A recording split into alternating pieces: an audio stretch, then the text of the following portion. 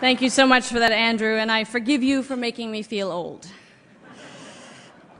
It is a great pleasure to be here with you.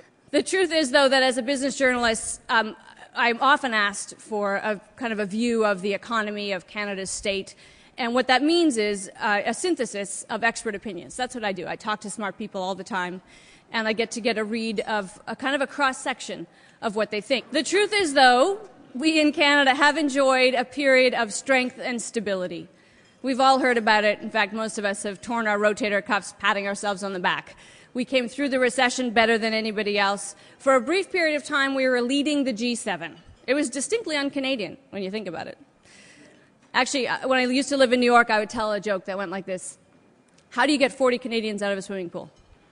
You say, please get out of the swimming pool. What I would say, though, is that the time for complacency is behind us.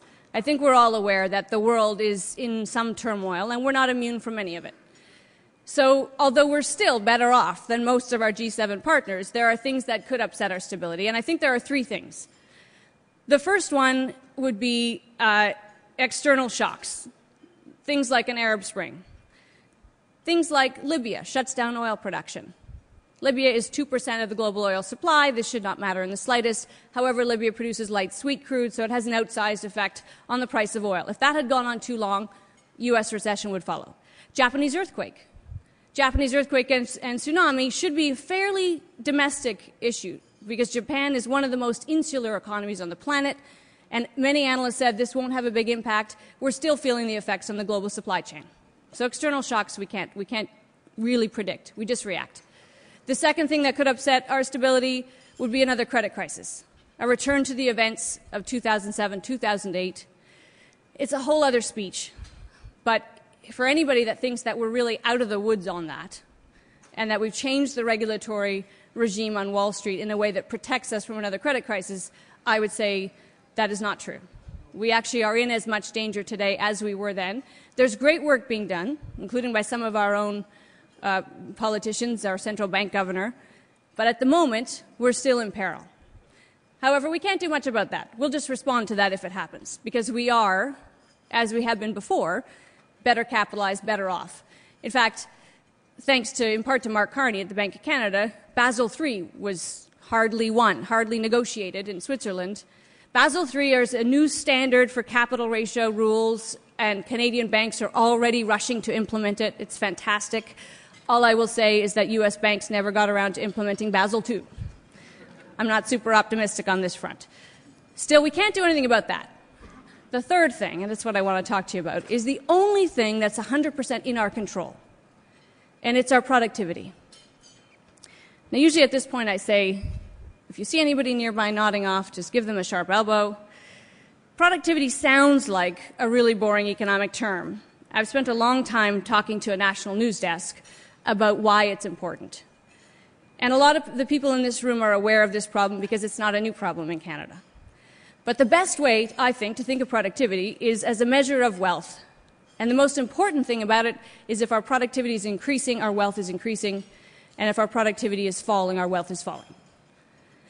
And the news flash is that we are the first generation in Canadian history in danger of leaving our children poorer than we are. Doesn't have to be that way. There's a really great chart of the quality of life over thousands of years. And for thousands of years, it was basically a flat line. People didn't really leave their children meaningfully better off than they were. And then there's this moment when this quality of life chart, the 15th century, spikes like a hockey stick. The Gutenberg press changed everything. Why? Well, because suddenly information that previously had been lost or buried, literally, was now stored, saved, and improved upon. And what we can count on as human beings is that our creative impulse, our impulse to do better if we're given the tools to do so, is inherent. So all of a sudden, we were improving. Now, it's not as though in those thousands of years before nothing good had been created. There was fire and the wheel. Not bad.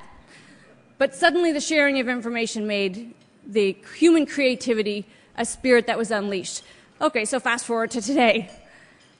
Technology is more powerful than ever. If you have a question, you Google it with your handheld. You never have to look stupid again, unless you have something to say and you tweet it. We can share information simultaneously, and it should mean that that hockey stick will only accelerate. So why isn't it happening in Canada? Why is our productivity so abysmal? Well, there's lots of theories, and again, because this is a 20-year-old problem, there are people in this room who have forgotten more about this problem than I will ever know. But there are various theories that are posited. First of all, the Canadian dollar, of course, kept us protected for a long time. We were on sale, 60 cents off. Our manufacturers didn't have to work hard, so the theory goes we got lazy. Trouble with that theory is that for the last 10 years, our loonie has been appreciating. And for about the last 3, we've been near par, near enough par that manufacturers has had to adjust. And most of them have. That's the good news. Most of them have. So it can't really be a currency story. My co-host on the Lang & O'Leary Exchange says blame government for everything. And so the two things that people will often trot out for our productivity problem are taxes, policy around taxes, and policy around trade. And it would be really tempting to say that's right, except that in both of those cases, they have been supportive of more productivity for years now. Do we have a perfect tax system? No. Is it getting better? Of course it is. Corporate taxes are coming down. Income taxes have come down. Simplifications all the time. Trade is getting freer by the minute, year by year. We have more free trade. Even interprovincial trade barriers, which are so troublesome, are getting better. People know they're there. They're trying to work on them. Great stuff's being done. Industry Canada, incidentally, could show you a chart that would make a deputy minister weep. We'll do that later.